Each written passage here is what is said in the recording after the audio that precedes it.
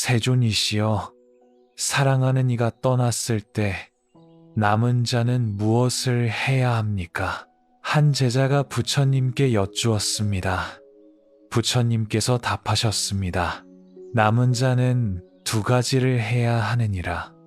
하나는 떠난 이를 따뜻하게 보내는 것이요. 다른 하나는 무너진 제 마음을 다시 일으켜 세우는 것이니라. 누군가가 떠나면 시간이 멈춥니다. 전화할 사람은 없고 건넬 말은 남았고 마음은 자꾸 같은 자리를 맴돕니다. 이럴 때 사람은 두 갈래로 흔들립니다. 내가 더 잘했어야 했나 하는 후회와 이제 나는 어떻게 살아야 하나 하는 공허함입니다. 지장보살은 가장 어두운 곳을 찾아가는 존재입니다. 버려진 곳을 돌보고 잊힌 이들을 기억하며 무너진 마음을 다시 일으켜 세웁니다. 지장경은 바로 이 이야기를 담고 있습니다.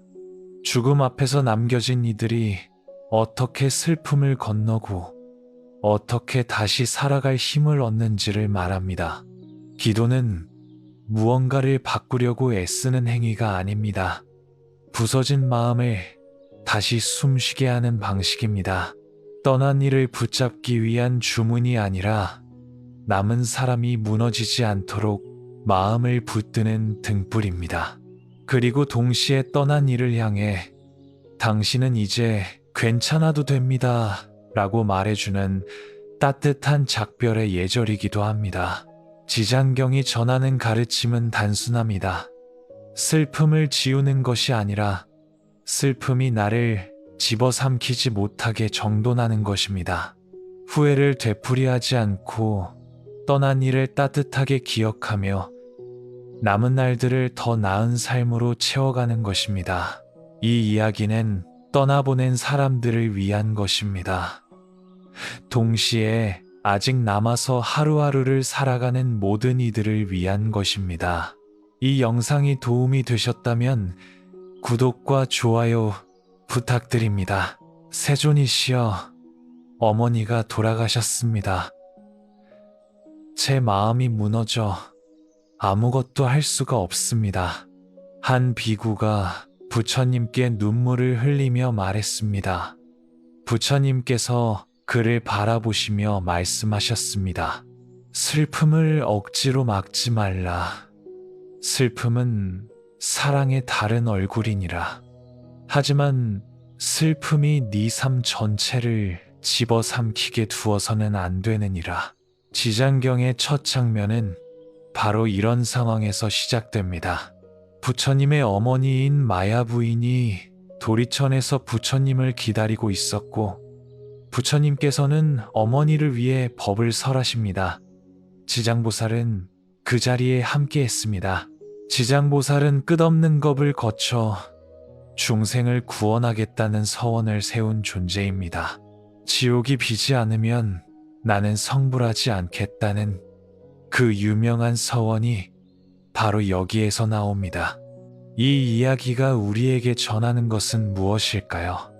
그것은 죽음 이후에도 관계는 끝나지 않는다는 것입니다. 떠난 이를 위해 남은 자가 할 수 있는 일이 있다는 것입니다.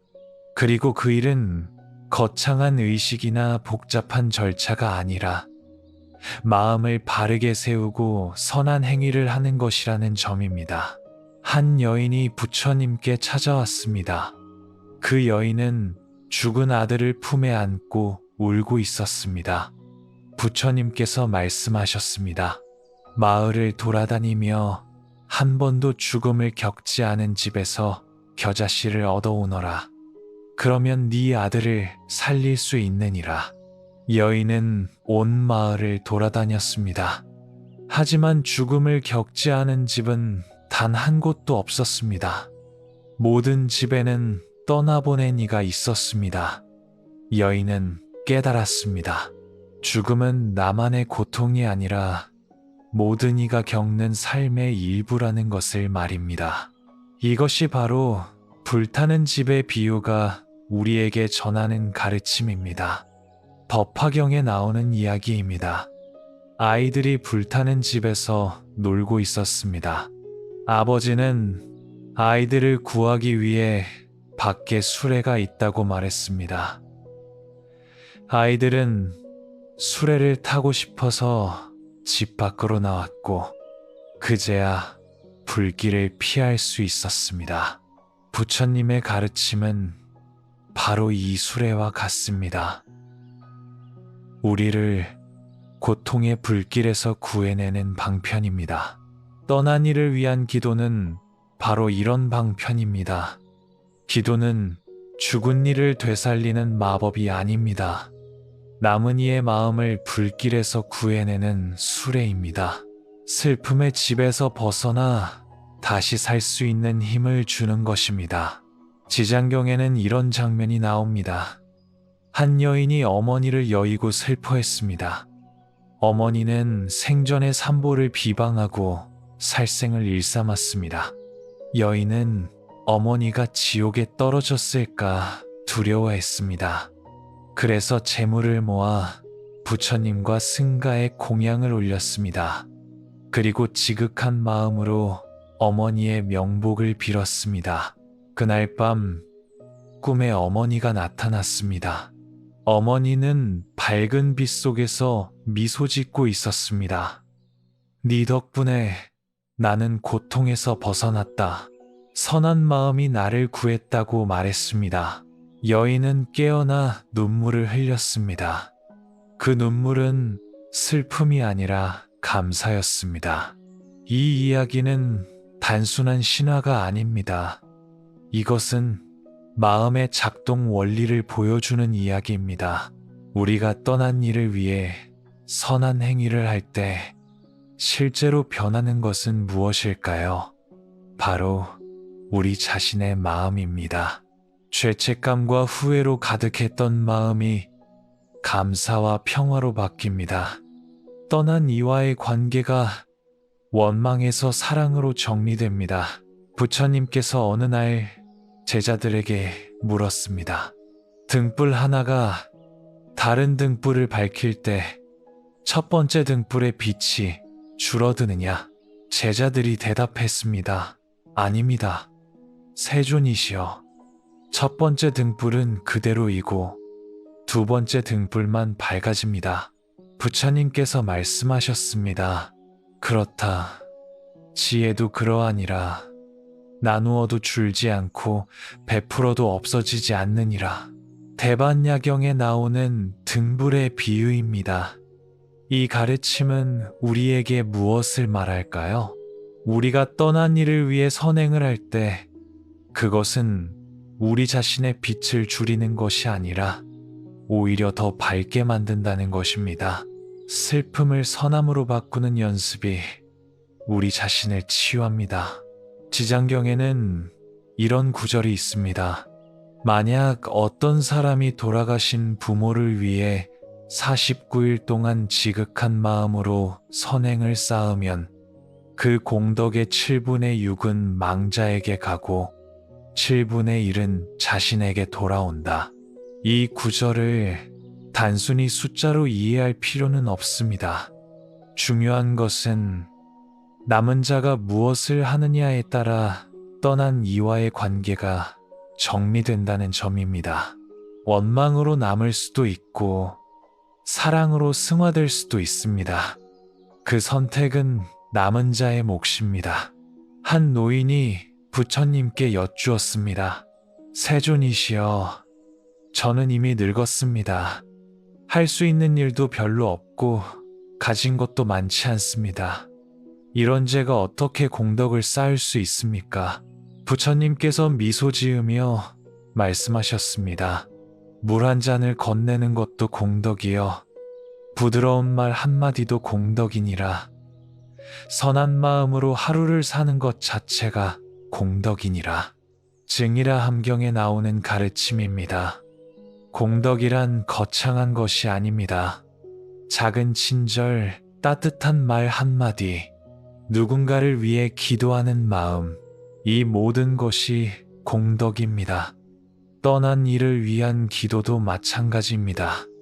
복잡한 의식이나 큰 돈이 필요한 것이 아닙니다. 진심 어린 마음 하나면 충분합니다. 어떤 사람은 이렇게 말할지도 모릅니다. 이미 떠난 사람에게 내가 무엇을 해줄 수 있습니까? 다 소용없는 일 아닙니까? 지장경은 이렇게 답합니다. 우리가 하는 모든 선한 행위는 우주의 파문을 일으킵니다. 그 파문은 보이지 않지만 분명히 존재합니다. 그리고 가장 중요한 것은 그 파문이 우리 자신의 마음을 먼저 정화한다는 것입니다. 강물에 흙탕물이 섞여 있으면 달빛이 비치지 않습니다. 하지만 물이 가라앉아 맑아지면 달이 온전히 비춥니다. 선유에 나오는 가르침입니다. 우리 마음도 마찬가지입니다. 후회와 원망으로 흐려진 마음에는 평화가 깃들지 않습니다. 하지만 선한 행위로 마음을 막히면 떠난 이에 대한 따뜻한 기억이 비로소 자리 잡습니다. 밤이 깊을수록 공기가 맑아집니다. 화엄경에 나오는 비유입니다. 고난이 깊을수록 정진하는 마음도 깊어진다는 가르침입니다. 상실의 아픔이 클수록 그것을 딛고 일어서는 힘도 커질 수 있습니다. 슬픔을 회피하지 않고 마주할 때 슬픔은 지혜로 변합니다. 지장보살의 서원은 이렇습니다. 지옥이 비지 않으면 나는 성불하지 않겠다. 왜 이런 서원을 세웠을까요? 그것은 가장 고통받는 존재를 외면하지 않겠다는 뜻입니다. 버려진 이들, 잊힌 이들, 아무도 돌보지 않는 이들을 끝까지 품겠다는 결심입니다. 우리가 떠난 이를 위해 기도할 때 우리는 작은 지장보살이 됩니다. 잊히지 않게 하는 사람이 됩니다. 관계를 끝까지 책임지는 사람이 됩니다. 이것이 바로 남은 자의 의무이자 특권입니다. 기도는 떠난 이를 되살리는 마법이 아닙니다. 남은 이의 마음을 다시 살리는 힘입니다. 슬픔이 원망이 되지 않게 하고 후회가 자기 혐오가 되지 않게 합니다. 사랑했던 기억을 따뜻하게 간직하면서도 오늘을 살아갈 힘을 줍니다. 지장경이 전하는 첫 번째 가르침은 이것입니다. 떠난 이를 위해 할 수 있는 가장 좋은 일은 나 자신을 잘 돌보는 것입니다. 내가 무너지지 않고 내가 선하게 살아가고 내가 다른 이들에게 친절한 것, 그것이 바로 최고의 추모이자 가장 아름다운 기도입니다. 세존이시여, 떠난 이를 그리워하는 마음을 어찌해야 합니까? 놓아야 한다는 것은 알지만 자꾸만 붙잡게 됩니다. 한 제자가 부처님께 물었습니다. 부처님께서 천천히 말씀하셨습니다. 그리움을 지우려 하지 말라. 그리움은 사랑이 남긴 흔적이니라. 다만 그리움이 칼이 되지 않게 하고 등불이 되게 하라. 지장경은 보내는 방법을 가르칩니다. 있는 것이 아니라 따뜻하게 보내는 법을 말합니다. 붙잡지 않으면서도 기억하는 법을 전합니다. 이것이 남은 자가 배워야 할 가장 중요한 지혜입니다. 한 여인이 남편을 잃었습니다. 그 여인은 매일 남편의 옷을 안고 울었습니다. 밥을 먹지 않고 잠을 자지 않았습니다. 이웃들이 걱정하여 부처님께 데려왔습니다. 부처님께서 여인에게 물으셨습니다. 그대의 남편이 살아있을 때 그대는 매일 울었느냐? 여인이 고개를 저었습니다. 아닙니다. 세존이시여, 부처님께서 다시 물으셨습니다. 그렇다면 그대의 남편은 그대가 우는 모습을 원하겠느냐? 여인이 눈물을 닦으며 대답했습니다. 아닙니다. 남편은 제가 행복하기를 바랐습니다. 부처님께서 말씀하셨습니다. 그렇다면 그대가 무너져 있는 것은 남편을 사랑하는 것이 아니라 그대 자신의 슬픔에 빠진 것이니라. 진정으로 남편을 사랑한다면 남편이 바라던 그대의 모습으로 살아가라. 이것이 지장경이 전하는 보내는 법입니다. 떠난 이가 원하는 것은 남은 이의 고통이 아닙니다. 남은 이가 잘 살아가는 것입니다. 슬픔으로 무너지는 것은 사랑이 아니라 집착입니다. 법화경에 장자의 아들 비유가 나옵니다. 부유한 아버지가 있었는데 아들이 어릴 때 집을 떠났습니다. 아들은 오랜 세월 가난하게 살다가 우연히 아버지의 집 앞을 지나게 되었습니다. 하지만 아들은 그곳이 자기 아버지의 집인지 알지 못했습니다. 아버지는 아들을 알아보았지만 바로 말하지 않았습니다. 점차 아들을 가까이 부르고 작은 일부터 맡기며 천천히 아들이 자신의 신분을 깨닫게 했습니다. 이 비유는 무엇을 말할까요? 깨달음은 단번에 오지 않는다는 것입니다. 마음의 준비가 되어야 한다는 것입니다. 떠난 이를 보내는 일도 마찬가지입니다. 단번에 잊을 수 없습니다. 조금씩 천천히 마음이 준비되는 대로 보내야 합니다. 지장경에는 이런 방법이 나옵니다. 떠난 이를 위해 49일 동안 선행을 쌓으라고 합니다. 왜 49일일까요? 그것은 마음이 변하는데 시간이 필요하기 때문입니다. 하루아침에 슬픔이 사라지지 않습니다.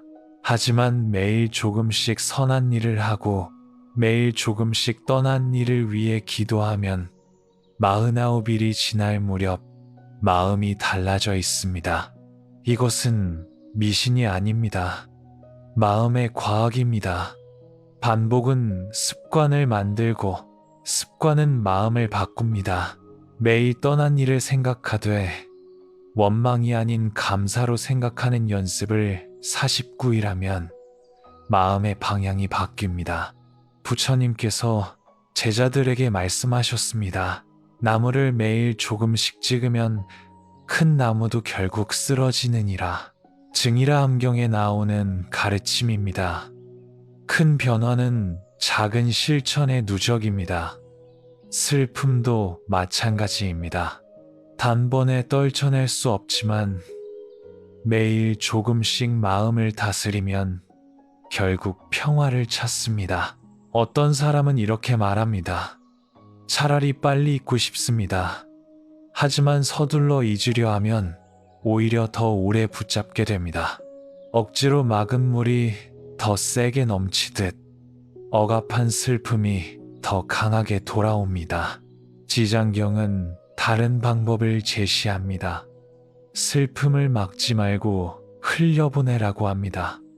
마치 강물이 바다로 가듯 슬픔도 자연스럽게 흘러가게 두라고 합니다. 다만 그 슬픔이 원망이 되지 않도록, 후회가 자기 파괴가 되지 않도록 지켜보라고 합니다. 한 비구가 부처님께 여쭈었습니다. 세존이시여, 제 마음이 바람에 흔들리는 깃발 같습니다. 어떻게 해야 고요해질 수 있습니까? 부처님께서 답하셨습니다.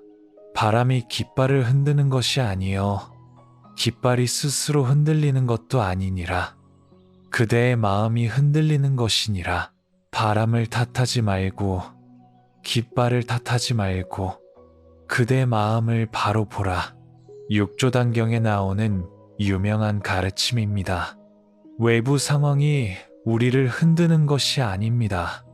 우리 마음이 흔들림을 만듭니다. 떠난 이가 우리를 괴롭히는 것이 아닙니다. 떠난 이에 대한 우리의 집착이 괴로움을 만듭니다. 그렇다면 어떻게 해야 할까요? 집착을 놓아야 합니다. 하지만 놓는다는 것은 무엇일까요? 잊는 것이 아닙니다. 관계를 부정하는 것도 아닙니다. 집착을 놓는다는 것은 관계를 성숙시키는 것입니다. 생전의 관계가 어땠든 이제 그 관계를 다시 정리할 기회가 왔습니다. 미운 감정이 있었다면 용서할 수 있습니다. 고마웠던 일이 있었다면 감사할 수 있습니다. 미안했던 일이 있었다면 사과할 수 있습니다. 비록 상대는 없지만 내 마음속에서 이 작업을 할 수 있습니다. 지장경에는 이런 이야기가 있습니다. 한 여인의 어머니가 평생 악업을 지었습니다. 살생을 일삼고 산보를 비방했습니다. 딸은 어머니가 지옥에 떨어졌을까 두려워했습니다. 하지만 딸은 원망하지 않았습니다. 대신 어머니를 위해 선행을 쌓았습니다. 그리고 이렇게 말했습니다. 어머니는 제게 생명을 주셨습니다. 어머니의 허물은 제가 덮겠습니다. 이것이 성숙한 관계입니다.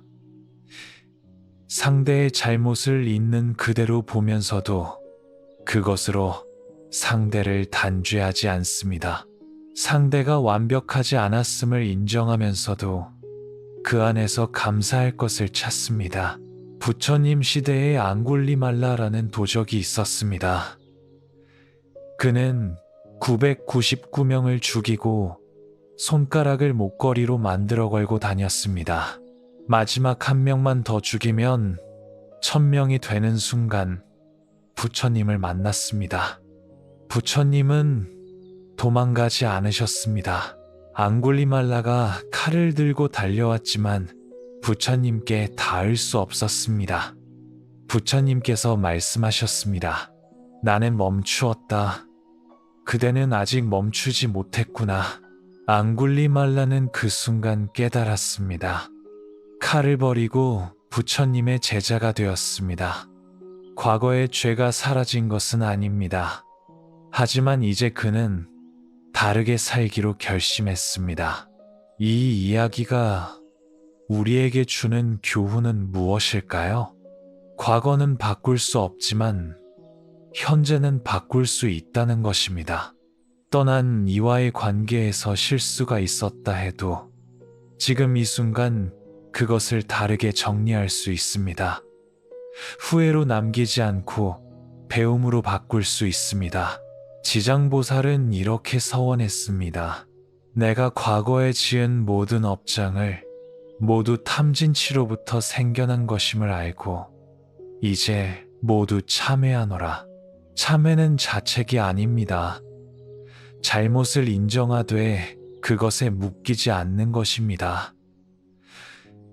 과거의 실수를 딛고 더 나은 사람이 되겠다는 결심입니다. 물 위에 그은 선은 금방 사라집니다. 대지도론에 나오는 비유입니다. 분노의 말, 미운 감정, 이런 것들은 물 위의 선처럼 붙잡을 가치가 없습니다. 흘려보내야 합니다. 떠난 이와의 좋지 않았던 기억도 마찬가지입니다. 거기에 집착하면 내가 다칩니다. 대신 좋았던 기억을 간직해야 합니다. 물에 비친 다른 실체가 아니지만 그 아름다움은 진짜입니다. 떠난 이와의 좋은 기억도 마찬가지입니다. 비록 그 사람은 이제 없지만 그 기억이 주는 따뜻함은 진짜입니다. 한 노인이 아내를 떠나보냈습니다. 50년을 함께 산 아내였습니다. 노인은 매일 아내가 좋아하던 꽃에 물을 주었습니다. 아내가 앉아있던 의자를 그대로 두었습니다. 하지만 노인은 슬픔에 빠져 있지 않았습니다. 오히려 이웃들에게 더 친절했고 젊은이들에게 조언을 아끼지 않았습니다. 누군가 물었습니다. 어떻게 그렇게 담담하십니까? 노인이 답했습니다. 아내는 내가 무너지는 것을 원하지 않았소. 아내가 바라던 대로 나는 잘 살아가고 있어. 그것이 아내를 기억하는 나의 방식이요. 이것이 진정한 추모입니다. 슬픔으로 주저앉는 것이 아니라 떠난 이가 바라던 삶을 사는 것입니다. 그것이 가장 아름다운 보내는 방법입니다. 지장경은 이렇게 말합니다. 떠난 이를 위해 선행을 쌓으면 그 공덕이 망자에게 간다. 하지만 더 중요한 것은 그 선행이 남은 이의 마음을 바꾼다는 것입니다. 선한 일을 할 때 우리는 슬픔의 무게를 덜 수 있습니다. 무력감에서 벗어날 수 있습니다. 떠난 이를 위해 내가 할 수 있는 일이 있다는 것, 그 자체가 위안이 됩니다. 샘을 파는 사람의 비유가 있습니다. 안구 따라니까야에 나옵니다. 샘을 파다가 물이 나오기 직전에 포기하면 샘을 얻지 못합니다. 끝까지 파야 물을 얻습니다. 슬픔을 건너는 일도 마찬가지입니다. 중간에 포기하면 평화를 얻지 못합니다. 끝까지 마음을 다스리는 연습을 해야 합니다. 하루하루가 연습입니다. 아침에 눈을 뜨면 오늘 하루를 잘 살겠다고 다짐합니다. 떠난 일을 생각하되 슬픔이 아닌 감사로 생각합니다. 당신 덕분에 나는 이만큼 살았습니다. 고맙습니다. 라고 마음속으로 말합니다. 그리고 오늘 하루 선한 일 하나를 합니다. 작은 일이어도 좋습니다. 누군가에게 미소 짓기, 친절한 말 한마디, 길가에 쓰레기 줍기, 이런 작은 일들이 쌓여 마음을 바꿉니다. 지장보살의 가르침은 거창하지 않습니다. 작은 것부터 시작하라고 합니다. 완벽하지 않아도 됩니다.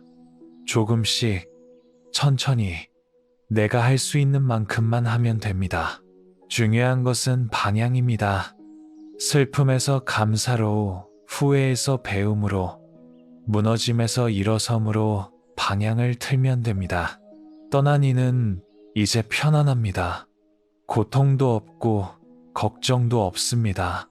하지만 남은 이는 아직 고통 속에 있을 수 있습니다. 그렇다면 누구를 먼저 돌봐야 할까요? 떠난 이를 위한다는 명목으로 나를 학대하면 안 됩니다. 나를 먼저 돌봐야 합니다. 내가 건강해야 떠난 이를 제대로 추모할 수 있습니다. 세존이시여, 마음이 너무 산란합니다. 앉아 있어도 생각이 사방으로 흩어집니다. 어떻게 해야 고요해질 수 있습니까? 한 비구가 부처님께 여쭈었습니다. 부처님께서 답하셨습니다. 마음을 억지로 묶지 말라. 물이 스스로 가라앉듯 마음도 스스로 고요해지는 법이니라. 다만 그 과정을 지켜보라. 지장경의 가르침은 바로 이 지켜봄에서 시작됩니다. 억지로 슬픔을 지우려 하지 않고 마음이 스스로 정리되는 과정을 지켜보는 것입니다. 이것이 바로 마음 챙김입니다. 마음 챙김이란 무엇일까요? 복잡한 기술이 아닙니다. 지금 이 순간 내 마음이 어떤 상태인지를 있는 그대로 바라보는 것입니다. 지금 나는 슬프다. 지금 나는 화가 난다. 지금 나는 그리워한다. 이렇게 알아차리는 것 자체가 마음 챙김입니다. 부처님께서 제자들에게 말씀하셨습니다. 호흡을 관찰하라. 숨이 들어오고 나가는 것을 지켜보라. 그것이 마음을 고요하게 하는 첫걸음이니라. 안반수이경에 나오는 가르침입니다. 호흡은 항상 우리와 함께 있습니다. 마음이 흐트러질 때 호흡으로 돌아오면 됩니다. 숨을 들이쉬며 나는 숨을 들이쉰다고 알아차립니다.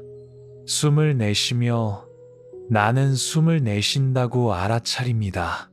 단순하지만 강력합니다. 떠난 이를 그리워하는 마음이 몰려올 때 호흡으로 돌아오십시오. 슬픔을 억누르려 하지 마십시오. 그냥 숨을 쉬면서 지켜보십시오. 지금 나는 슬프다. 가슴이 먹먹하다. 눈물이 난다. 이렇게 알아차리기만 해도 슬픔의 힘이 조금 약해집니다. 왜 그럴까요? 슬픔에 빠져 있을 때는 슬픔과 내가 하나가 됩니다. 하지만 슬픔을 관찰하는 순간 슬픔과 나 사이에 거리가 생깁니다. 나는 슬픔을 느끼고 있다와 나는 슬프다는 미묘하게 다릅니다. 전자는 슬픔을 객관적으로 보는 것이고 후자는 슬픔에 동일시되는 것입니다. 한 제자가 부처님께 여쭈었습니다. 세존이시여, 제 마음이 원숭이 같습니다. 이 나뭇가지 저 나뭇가지로 끊임없이 옮겨 다닙니다. 부처님께서 미소 지으며 말씀하셨습니다. 원숭이를 쫓아다니지 말라. 원숭이가 스스로 지쳐 쉴 때까지 기다리라. 마음도 그러하니라. 상응부경전에 나오는 가르침입니다. 마음은 본래 활동적입니다.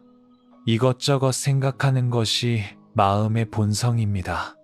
그것을 억지로 멈추려 하면 오히려 더 산란해집니다. 대신 마음이 움직이는 것을 그냥 지켜보면 마음은 점차 고요해집니다. 지장경의 실천은 바로 여기에서 시작됩니다. 슬픔을 억압하지 않고 슬픔이 자연스럽게 흘러가게 둡니다. 다만 슬픔이 파괴적이 되지 않도록 지켜봅니다. 슬픔이 나를 무너뜨리려 할 때 잠깐 이것은 단지 감정일 뿐이야 라고 알아차립니다. 흐르는 강물을 보십시오. 물은 한순간도 머물지 않습니다. 끊임없이 흘러갑니다. 우리 마음도 마찬가지입니다. 생각도 감정도 끊임없이 흘러갑니다.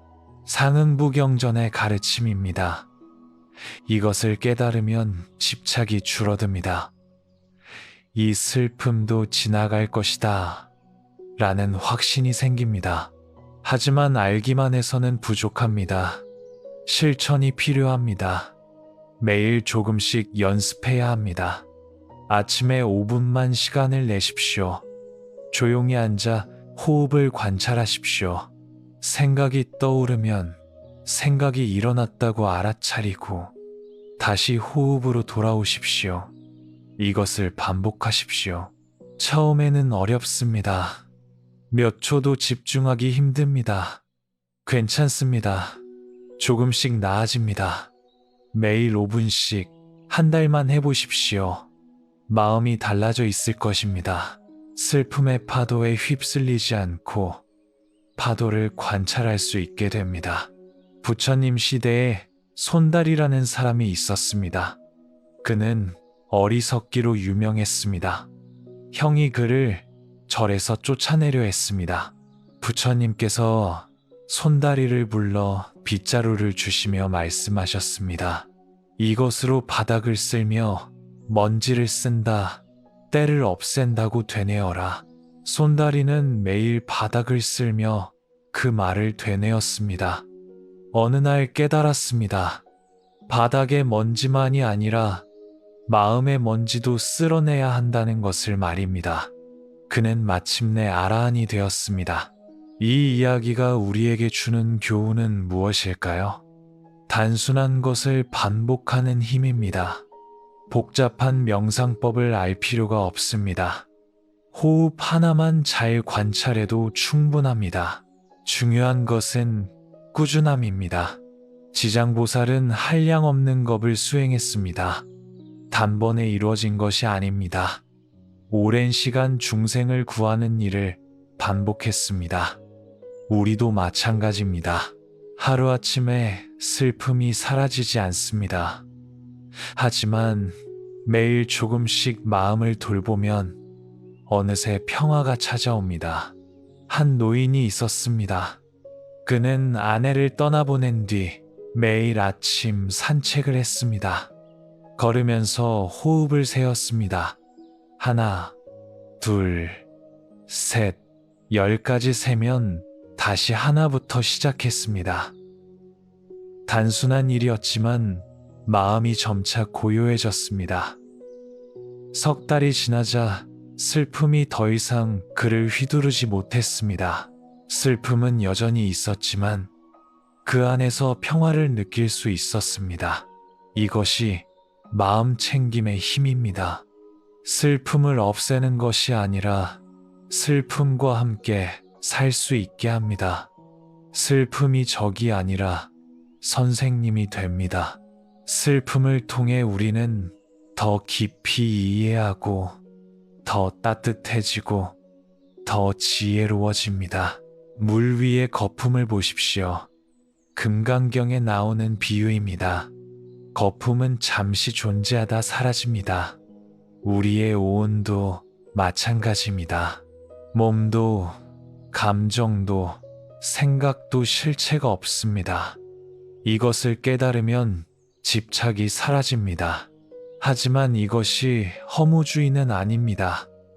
실체가 없다고 해서 의미가 없는 것은 아닙니다. 거품이 실체는 없지만 아름답습니다. 우리 삶도 마찬가지입니다. 영원하지 않지만 소중합니다. 떠난 이와의 관계도 마찬가지입니다. 이제는 없지만 그 의미는 여전히 살아 있습니다. 지장경은 이렇게 가르칩니다. 모든 것은 인연 따라 생기고 인연 따라 사라진다고 말입니다. 만남도 인연이고 이별도 인연입니다. 인연을 원망할 필요가 없습니다. 인연에 감사하면 됩니다. 세존이시여, 인연이란 무엇입니까? 한 제자가 물었습니다. 부처님께서 답하셨습니다. 씨앗이 땅을 만나고 물을 만나고 햇빛을 만나 싹이 트는 것, 그것이 인연이니라. 하나라도 없으면 싹은 트지 않느니라. 안구따라니까야의 가르침입니다. 모든 존재는 조건에 의해 생깁니다. 독립적으로 존재하는 것은 없습니다.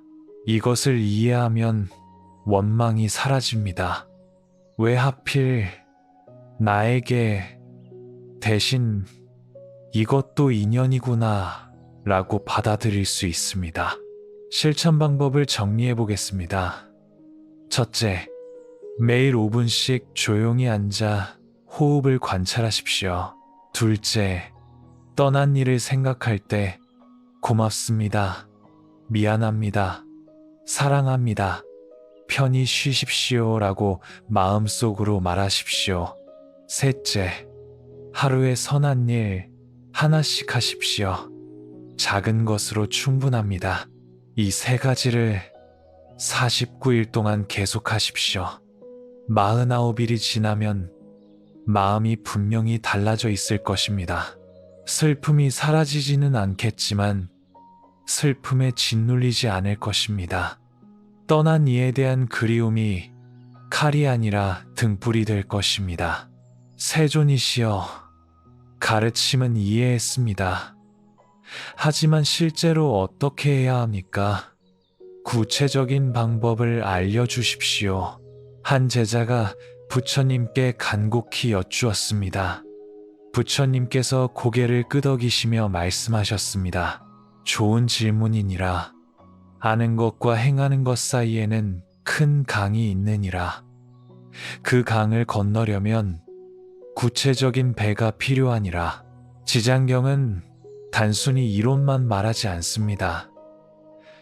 실제로 어떻게 살아야 하는지, 하루하루를 어떻게 보내야 하는지를 구체적으로 제시합니다. 이제 그 실천 방법들을 살펴보겠습니다. 지장경에는 49일의 기간이 자주 등장합니다. 왜 49일일까요? 이것은 단순한 숫자가 아닙니다. 마음이 변화하는 데 필요한 최소한의 시간입니다. 하루 이틀로는 습관이 바뀌지 않습니다. 하지만 7주간 매일 같은 실천을 하면 몸과 마음에 새로운 길이 생깁니다. 첫 번째 실천은 아침 의식입니다. 눈을 뜨면 가장 먼저 무엇을 합니까? 대부분은 휴대전화를 봅니다. 하지만 이것은 좋은 시작이 아닙니다. 아침 첫 생각이 하루 전체의 방향을 정합니다. 이렇게 해보십시오. 눈을 뜨면 먼저 깊게 숨을 3번 쉬십시오. 그리고 마음속으로 말하십시오. 오늘 하루를 잘 살겠습니다. 선한 마음으로 살겠습니다. 떠난 일을 따뜻하게 기억하겠습니다. 30초면 충분합니다. 하지만 이 30초가 하루를 바꿉니다. 부처님 시대에 한 비구가 있었습니다. 그는 매일 아침 일어나면 자신에게 이렇게 물었습니다. 오늘 나는 어떤 사람이 되고 싶은가? 그리고 스스로 답했습니다.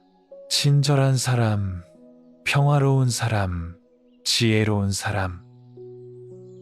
이 간단한 질문과 답이 그의 하루를 이끌었습니다. 두 번째 실천은 기억의 시간을 정하는 것입니다. 떠난 일을 생각하되 아무 때나 생각하지 마십시오. 정해진 시간을 만드십시오. 예를 들어 저녁 6시를 기억의 시간으로 정합니다. 그 시간이 되면 조용히 앉아 떠난 일을 떠올립니다. 5분이면 충분합니다. 고맙습니다. 당신과 함께한 시간들이 고맙습니다. 미안합니다. 제가 부족했던 점들을 용서해 주십시오. 사랑합니다. 당신을 사랑했고 지금도 사랑합니다. 편히 쉬십시오. 이제 모든 것을 내려놓고 편안하십시오. 이 네 문장을 천천히 되뇌십시오. 마음을 담아 말하십시오. 매일 같은 시간에 이렇게 하면 그리움이 질서를 얻습니다. 하루 종일 슬픔에 휩싸이지 않고 정해진 시간에 제대로 애도할 수 있습니다. 한 여인이 남편을 잃었습니다. 처음에는 언제 어디서든 눈물이 쏟아졌습니다. 길을 걷다가도 밥을 먹다가도 갑자기 슬픔이 밀려왔습니다. 그러다 누군가의 조언으로 저녁 시간을 정했습니다. 그 시간에만 마음껏 울고 그리워했습니다. 신기하게도 다른 시간에는 슬픔이 덜 밀려왔습니다. 마음이 지금은 아니야. 저녁에 제대로 슬퍼하자라고 알아차리게 된 것입니다. 세 번째 실천은 감사 목록 만들기입니다. 종이에 떠난 이에 대한 감사한 일 10가지를 적어보십시오. 내게 생명을 주셨습니다. 어려울 때 도와주셨습니다. 웃음을 알려주셨습니다. 등 구체적으로 적으십시오. 처음에는 힘들 수 있습니다.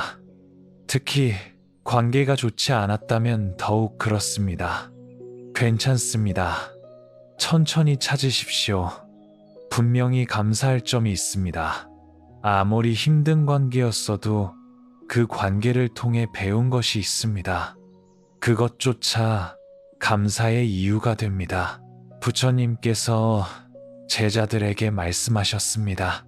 흙을 고르는 채처럼 지혜로 옳고 그름을 분별하라. 대지도론에 나오는 가르침입니다. 관계 속에서 좋은 것과 나쁜 것을 분별해야 합니다. 나쁜 것은 버리고 좋은 것은 간직해야 합니다. 감사 목록을 만드는 것이 바로 이 작업입니다. 네 번째 실천은 선행의 실천입니다. 지장경은 반복해서 말합니다. 떠난 일을 위해 선한 일을 하라고 말입니다. 하지만 거창할 필요가 없습니다. 매일 작은 선행 하나씩이면 충분합니다. 길에서 쓰레기를 주워버리기, 누군가에게 문을 열어주기, 웃는 얼굴로 인사하기, 가게 직원에게 고맙다고 말하기, 이런 작은 일들이 모여 큰 공덕이 됩니다. 증이라 함경의 가르침처럼 작은 선행도 모이면 큰 보배가 됩니다. 한 노인이 있었습니다. 아내를 여의고 매일 공원을 산책했습니다. 산책하면서 벤치를 닦았습니다. 낙엽을 쓸었습니다. 꽃에 물을 주었습니다. 누가 시킨 것도 아니었습니다. 그냥 아내를 생각하며 선한 일을 하고 싶었습니다. 한 해가 지나자 공원 사람들이 그를 알아봤습니다. 항상 웃으시는 분이라고 불렀습니다. 노인은 슬픔을 딛고 일어섰습니다. 다섯 번째 실천은 몸 돌보기입니다. 마음만 돌보면 안 됩니다. 몸도 함께 돌봐야 합니다. 슬픔 속에서 사람들은 자주 몸을 방치합니다. 밥을 거르고 잠을 제대로 자지 않고 운동을 하지 않습니다. 이것은 슬픔을 더 깊게 만듭니다. 규칙적으로 식사하십시오. 입맛이 없어도 조금이라도 드십시오. 잠을 제때 자십시오. 매일 조금이라도 걸으십시오. 몸이 건강해야 마음도 회복됩니다. 부서진 수레로는 먼 길을 갈 수 없습니다. 중부경전의 가르침처럼 몸과 마음의 조화가 필요합니다. 어느 날 한 제자가 부처님께 여쭈었습니다. 세존이시여, 수행만 하면 됩니까? 음식과 잠은 중요하지 않습니까? 부처님께서 답하셨습니다. 검은고 줄을 너무 팽팽하게 하면 끊어지고 너무 느슨하게 하면 소리가 나지 않느니라. 적당해야 아름다운 소리가 나느니라. 중도의 가르침입니다. 극단으로 치우치지 말아야 합니다. 슬픔에 빠져 자신을 학대하는 것도 극단이고 슬픔을 억누르고 무리하게 활동하는 것도 극단입니다. 중간을 지켜야 합니다. 여섯 번째 실천은 연결입니다. 혼자 있지 마십시오. 사람들과 만나십시오. 슬픔 속에서 고립되면 더 깊이 빠집니다. 친구를 만나고 가족과 이야기하고 모임에 참여하십시오. 저는 다른 사람들에게 짐이 될까 두렵습니다. 많은 분들이 이렇게 말합니다. 하지만 진짜 친구는 당신의 슬픔을 짐으로 여기지 않습니다. 오히려 함께하고 싶어 합니다. 도움을 요청하는 것은 약함이 아니라 지혜입니다. 부처님 시대에 급고독이라는 장자가 있었습니다. 그는 재산을 다 잃었습니다. 낙담했지만 친구들이 그를 찾아왔습니다. 함께 앉아 이야기를 나누었습니다. 그는 혼자가 아니라는 것을 깨달았습니다. 그것만으로도 큰 위안이 되었습니다. 일곱 번째 실천은 기록입니다. 매일 저녁 간단히 일기를 쓰십시오. 오늘 어땠는지, 어떤 감정을 느꼈는지, 무엇을 했는지 적으십시오. 길게 쓸 필요 없습니다. 서너 줄이면 충분합니다. 오늘은 슬픔이 덜했다. 산책을 했고 친구와 통화했다. 조금 나아지고 있는 것 같다. 이렇게 적는 것만으로도 변화를 알아차릴 수 있습니다. 한 달 뒤 일기를 돌아보면 확실히 달라진 것을 볼 수 있습니다. 이것이 희망을 줍니다. 지장보살은 끝없는 시간 동안 중생을 구했습니다. 한 번에 모든 중생을 구한 것이 아닙니다. 한 명씩, 하루씩, 천천히 구했습니다. 우리도 마찬가지입니다. 하루아침에 회복되지 않습니다. 하지만 매일 조금씩 나아집니다. 작은 불씨도 바람을 만나면 커집니다. 증이라 함경의 경고입니다. 방심하면 작은 슬픔도 커집니다. 반대로 작은 선행도 반복하면 큰 힘이 됩니다. 중요한 것은 방향과 꾸준함입니다. 여덟 번째 실천은 용서입니다. 떠난 일을 용서하고 나 자신도 용서해야 합니다. 관계 속에는 항상 미안한 일과 서운한 일이 있습니다. 이것을 안고 가면 무겁습니다. 내려놓아야 합니다. 용서한다는 것은 잘못을 없었던 일로 하는 것이 아닙니다. 잘못을 인정하되 그것으로 더 이상 나를 괴롭히지 않겠다는 결심입니다. 당신은 완벽하지 않았습니다. 나도 완벽하지 않았습니다. 하지만 우리는 최선을 다했습니다. 이제 서로를 놓아줍시다. 부처님께서 말씀하셨습니다. 불붙은 숯을 쥐면 누가 타느냐? 자기 손이 타느니라. 자바암경의 가르침입니다. 분노와 원망을 쥐고 있으면 남이 아니라 내가 탑니다. 용서는 상대를 위한 것이 아니라 나를 위한 것입니다. 9번째 실천은 의미 찾기입니다. 이 상실이 내게 무엇을 가르쳐 주는가를 생각해 보십시오. 모든 경험은 가르침입니다. 고통스러운 경험일수록 깊은 가르침을 담고 있습니다. 이 경험을 통해 나는 무엇을 배웠는가? 삶에서 정말 중요한 것이 무엇인지 깨달았는가? 더 좋은 사람이 되었는가? 이런 질문을 던져보십시오. 답을 찾으려 애쓰지 마십시오. 질문만으로도 충분합니다. 질문이 마음에 씨앗을 심습니다. 그 씨앗은 때가 되면 싹을 틔웁니다. 한 사람이 큰 병을 앓았습니다. 죽을 고비를 넘겼습니다. 회복한 뒤 그는 달라졌습니다.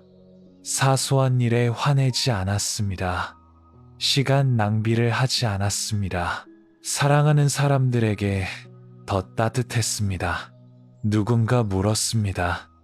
어떻게 그렇게 변했습니까? 그가 답했습니다. 죽음을 만나고 나니 삶이 보였습니다. 10번째 실천은 봉사입니다. 내 슬픔에만 머물지 마십시오. 다른 이의 고통을 돌보십시오. 봉사는 최고의 치유입니다. 남을 돕는 것이 결국 나를 돕습니다. 요양원을 방문하거나 어려운 이웃을 돕거나 환경을 지키는 일을 하십시오. 내가 할 수 있는 일을 찾으십시오. 슬픔이 이기심이 되지 않게 하십시오. 슬픔을 자비로 바꾸십시오. 강물이 바다로 모이듯 모든 수행은 해탈로 귀결됩니다. 안구따라니까야의 가르침입니다. 모든 실천의 목표는 하나입니다. 고통에서 벗어나 평화를 얻는 것입니다. 그리고 그 평화를 다른 이들과 나누는 것입니다. 마지막으로 가장 중요한 실천이 있습니다. 바로 인내입니다. 급하게 서두르지 마십시오. 회복은 직선으로 오지 않습니다. 좋아졌다가 나빠지고 다시 좋아지는 것을 반복합니다. 이것이 정상입니다. 어느 날은 괜찮다가도 다음 날 다시 무너질 수 있습니다. 괜찮습니다. 실패가 아닙니다. 마음이 치유되는 과정입니다. 포기하지 마십시오. 계속 실천하십시오. 부처님께서 말씀하셨습니다. 빗방울이 바위를 뚫는다. 한 방울은 약하지만 반복되면 바위도 뚫느니라. 증이라 함경의 가르침입니다. 작은 실천을 반복하십시오. 어느 날 문득 깨닫게 됩니다. 슬픔이 더 이상 나를 지배하지 않는다는 것을 말입니다. 세존이시여, 이제 저는 무엇을 해야 합니까? 슬픔을 건넜습니다. 이제 앞으로 어떻게 살아야 합니까? 한 제자가 부처님께 여쭈었습니다. 부처님께서 밝은 얼굴로 말씀하셨습니다. 이제 그대는 자유로워졌느니라. 배운 것을 삶으로 옮기라. 고통을 겪은 자가 다른 이의 고통을 가장 잘 이해하느니라. 지장경의 여정이 끝나갑니다. 하지만 진짜 여정은 이제부터 시작입니다. 배운 것을 실제 삶에서 살아내는 것, 그것이 진정한 수행입니다. 지장보살의 서원을 다시 떠올려 봅니다. 지옥이 비지 않으면 나는 성불하지 않겠다. 이 서원이 우리에게 묻습니다. 당신의 서원은 무엇입니까? 이 고통을 겪고 난 뒤 당신은 어떤 삶을 살고 싶습니까? 상실을 겪은 사람은 두 갈래 길에 섭니다. 하나는 고통에 갇혀 사는 길입니다. 과거를 원망하고 세상을 탓하고 자신을 학대하는 길입니다. 다른 하나는 고통을 딛고 일어서는 길입니다. 배움으로 바꾸고 지혜로 승화시키고 다른 일을 돕는 길입니다. 어느 길을 택할 것입니까? 선택은 당신의 몫입니다. 한 여인이 자식을 잃었습니다. 깊은 슬픔에 빠졌습니다. 하지만 시간이 지나며 깨달았습니다. 나만 이런 고통을 겪는 것이 아니구나. 수많은 부모들이 자식을 잃는구나. 그 여인은 자식을 잃은 부모들의 모임을 만들었습니다. 함께 울고, 함께 이야기하고, 함께 위로했습니다. 그 여인은 자신의 고통을 다른 이들의 치유로 바꾸었습니다. 이것이 지장보살의 길입니다. 자신의 상처를 다른 이의 약이 되게 하는 것입니다. 부처님께서 제자들에게 말씀하셨습니다. 등불이 다른 등불을 밝혀도 빛이 줄지 않느니라. 지혜는 나눌수록 깊어지느니라. 대반야경의 가르침입니다. 우리가 배운 것을 나누어도 우리 것이 줄지 않습니다. 오히려 나눔으로써 더 깊어집니다. 당신은 이제 압니다. 슬픔을 건너는 법을 압니다. 이 지식을 혼자만 간직하지 마십시오. 나누십시오. 같은 고통을 겪는 이를 만나면 손을 잡아주십시오. 나도 그랬습니다. 하지만 이겨냈습니다. 당신도 할 수 있습니다. 라고 말해주십시오. 이것이 떠난 이에게 드리는 최고의 헌화입니다. 당신이 고통을 딛고 일어나 다른 이를 돕는 것, 그것이야말로 떠난 이가 가장 기뻐할 일입니다. 지장경은 처음부터 끝까지 하나를 말합니다. 버려진 곳을 돌보라고, 어두운 곳을 밝히라고, 고통받는 일을 외면하지 말라고 말합니다. 이제 당신이 작은 지장보살이 될 차례입니다. 한 노인이 아내를 잃고 깊은 슬픔에 빠졌습니다. 2년이 지나 슬픔을 건넜습니다. 어느 날 이웃 노인이 배우자를 잃었습니다. 그 노인이 찾아가 말했습니다. 저도 겪었습니다. 혼자가 아닙니다. 제가 옆에 있겠습니다. 두 노인은 함께 산책하고 함께 밥을 먹고 함께 눈물을 흘렸습니다. 슬픔은 나누면 반이 되고 기쁨은 나누면 배가 됩니다. 이제 일상으로 돌아갑니다. 하지만 예전과 같지 않습니다. 당신은 달라졌습니다. 더 깊이 이해하고 더 따뜻하게 공감하고 더 지혜롭게 살 수 있게 되었습니다. 떠난 이는 이제 당신 안에 살아 있습니다. 좋은 기억으로, 배운 교훈으로, 사랑의 흔적으로 살아 있습니다. 그것을 삶으로 표현하십시오. 떠난 이가 당신에게 주었던 사랑을 다른 이들에게 나누십시오. 부처님께서 말씀하셨습니다. 하늘을 나는 새의 그림자는 땅에 머물지만 새는 자유롭게 날아다니느니라. 유마경의 가르침입니다. 우리 몸은 이 땅에 묶여 있지만 마음은 자유로울 수 있습니다. 상실의 경험이 우리를 묶을 수도 있고 우리를 자유롭게 할 수도 있습니다. 어떻게 할 것인지는 우리의 선택입니다. 매일 아침 일어날 때 기억하십시오. 오늘은 선물입니다. 내게 주어진 하루입니다. 이 하루를 낭비하지 않겠습니다. 선하게 살겠습니다. 떠난 이가 자랑스러워할 삶을 살겠습니다. 저녁에 잠들기 전 되돌아보십시오. 오늘 나는 어떻게 살았는가? 선한 일을 했는가? 누군가에게 도움이 되었는가? 내 마음은 평화로운가? 이렇게 하루하루를 사십시오. 완벽하지 않아도 됩니다. 매일 조금씩 나아지면 됩니다. 넘어져도 괜찮습니다. 다시 일어서면 됩니다. 지장보살은 끝없이 중생을 구합니다. 지치지 않습니다. 포기하지 않습니다. 왜 그럴까요? 자비 때문입니다. 고통받는 존재를 외면할 수 없기 때문입니다. 우리도 작은 자비를 실천할 수 있습니다. 가족에게, 친구에게, 낯선 이에게, 동물에게, 자연에게 자비를 베풀 수 있습니다. 자비는 거창한 것이 아닙니다. 따뜻한 말 한마디, 부드러운 미소, 작은 도움, 이것이 자비입니다. 강물에 비친 구름은 흘러가지만 강물은 남아 있습니다. 상응부 경전의 가르침입니다. 생각과 감정은 지나가지만 알아차림은 남아 있습니다. 슬픔도 기쁨도 지나갑니다. 하지만 그것을 지켜보는 의식은 변하지 않습니다. 이것을 깨달으면 흔들리지 않습니다. 좋은 일이 와도 들뜨지 않고 나쁜 일이 와도 무너지지 않습니다. 담담하게 받아들이고 지혜롭게 대응합니다. 지장경이 전하는 마지막 가르침은 이것입니다. 삶은 계속됩니다. 상실 이후에도 삶은 계속됩니다.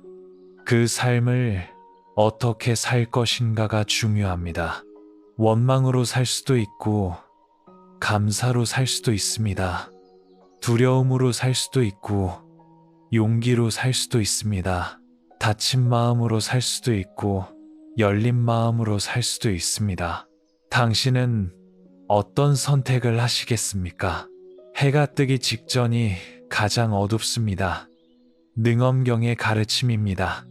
가장 힘든 순간을 지나면 새벽이 옵니다. 당신은 이미 가장 어두운 밤을 지나왔습니다. 이제 동이 트고 있습니다. 떠난 이를 보내는 것은 있는 것이 아닙니다. 따뜻한 자리에 모시는 것입니다. 마음 한구석에 조용히 모셔두고 가끔 찾아가 안부를 묻는 것입니다. 그리고 그 사랑을 가슴에 품고 오늘을 사는 것입니다. 지장경의 여정을 마무리합니다. 하지만 당신의 여정은 계속됩니다. 배운 것을 삶으로 옮기십시오. 고통을 지혜로 바꾸십시오. 상처를 약으로 만드십시오. 당신은 혼자가 아닙니다. 같은 길을 걸은 수많은 사람들이 있습니다. 당신을 응원하는 마음들이 있습니다. 그리고 무엇보다 당신 안에 이미 모든 답이 있습니다. 고요히 앉아 마음을 들여다보십시오. 그곳에서 평화를 발견할 것입니다. 호흡을 관찰하십시오. 그 안에서 자유를 느낄 것입니다. 선한 일을 실천하십시오. 그것이 당신을 치유할 것입니다. 떠난 이는 이렇게 말할 것입니다. 나는 이제 괜찮습니다. 고통도 없고 걱정도 없습니다. 이제 당신 차례입니다. 잘 사십시오. 행복하십시오. 당신이 웃는 모습을 보고 싶습니다. 그 목소리를 들으십시오. 그리고 응답하십시오. 알겠습니다. 잘 살겠습니다. 당신이 자랑스러워할 삶을 살겠습니다. 고맙습니다. 사랑합니다. 이제 일어나십시오. 창문을 여십시오. 깊은 숨을 쉬십시오. 오늘도 선물 같은 하루가 시작됩니다. 지장보살의 서원처럼 당신도 서원하십시오. 고통받는 이를 외면하지 않겠습니다. 어두운 곳에 빛을 비추겠습니다. 내가 받은 사랑을 세상과 나누겠습니다. 이것이 떠난 이에게 드리는 가장 아름다운 기도입니다. 당신의 삶 자체가 기도가 되는 것입니다. 지장경은 끝났지만 당신의 이야기는 계속됩니다. 그 이야기가 희망으로 가득하기를 바랍니다. 평화로 물들기를 바랍니다. 사랑으로 빛나기를 바랍니다. 이 영상이 조금이나마 도움이 되었다면 구독과 좋아요 부탁드립니다. 함께 걷는 이들이 많을수록 길은 밝아집니다.